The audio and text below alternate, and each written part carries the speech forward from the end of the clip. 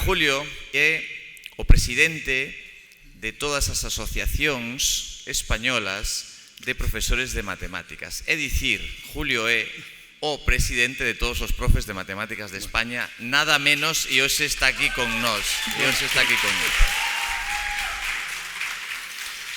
Ben, a marxe diso, é un dos meus mellores amigos desde fai 25 anos, pero eso é outra cousa, ese é un tema distinto. Ben, Julio vainos guiar, vainos dar unha ollada matemática por os monumentos principais de Compostela. Só temos unha hora, poderíamos votar con el unha semana inteira e estaríamos coa boca aberta toda a semana, pero vainos dar unhas pequenas directrices acerca do que imos facer agora, en uns minutiños. Julio?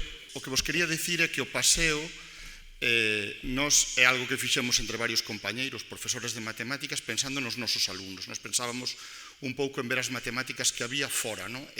Cando falamos de fora, pensamos un pouco no patrimonio, pensamos en Santiago porque é un sitio ao que prácticamente todos os escolares de Galicia veñen de excursión, sempre veñen a ver o mesmo. E dixemos, bueno, non pode ser que de paso que ven historia e arte, arquitectura, que pareceme maravilloso, que vexan todo iso, que vexan algo de matemáticas. Entón, bueno, saímos á rúa, unha serie de compañeiros e compañeiras, e fixemos un paseo matemático por Compostela.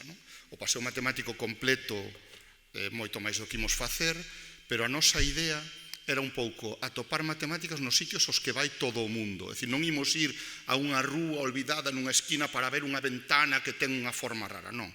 Imos estar no Obradoiro, na Quintana e na Praza de San Martiño Pinario. Son os tres sitios que imos visitar hoxe. O paseo despois seguiría por Mazarelos, Alameda. O único que queremos é un pouco que vexades unha ollada diferente. Non se trata de que pensamos que pode ser complementaria, unha ollada distinta a cousas que levamos vendo toda a vida e que igual nunca nos decatamos de que había esa particularidade, non?